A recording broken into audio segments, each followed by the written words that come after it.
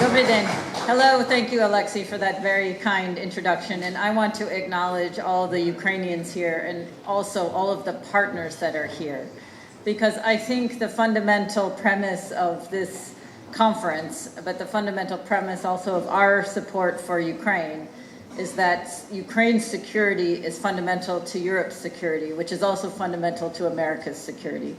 And that is only going to happen with all of us joining together in support of you and your country and all of you here to fight Russia's brutal full-scale invasion. So I'm very proud to be here on behalf of my country, but together with so many diplomats and my colleagues and friends, and together with so many Ukrainians from government, parliament, civil society, business, and regular citizens and military, who are all fighting in the same way. And in this way, we and you will be successful. And I'm 100% sure that we will be. So thank you, Alexei.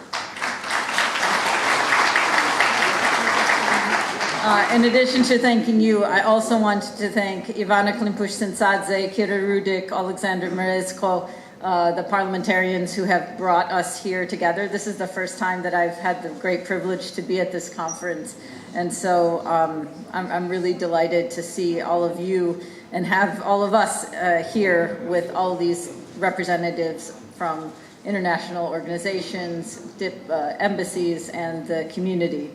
I think the wide array of attendees really underscores just how important the Black Sea region is and the freedom of the Black Sea. And that how we need to work together as we support Ukraine, but specifically as we try to ensure and support Ukraine's effort to keep the Black Sea free. It's a shared responsibility, and in this way, I'm really proud to be a part of it. Since Russia's full-scale invasion, Ukraine has made tremendous progress in defending the Black Sea, really remarkably so, stopping Russia from achieving full operational control. We see and we know that Russia uses the position through the illegal occupation of Crimea, the heart of the Black Sea, to launch attacks against Ukraine. And as we know, the attacks on Odesa are relentless. I just saw it again during a port visit this morning. Drones, rockets, ballistic missiles are coming in almost daily.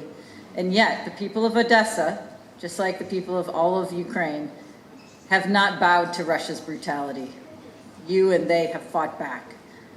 And despite Russia's attempts to control the Black Sea, both the physical security and the economic security of the region, Russia poses a major threat, not only to Ukraine, but also, importantly, to Moldova, Romania, Turkey, and Bulgaria.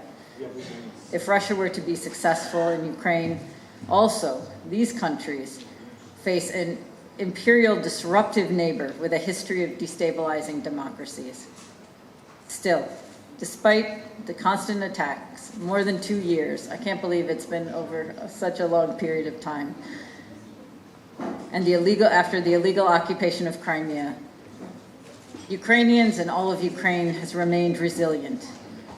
The progress that's been made, including first and foremost, establishing and maintaining a humanitarian corridor, which has pushed back the Russian Black Sea fleet and destroyed a major part of it, is simply remarkable.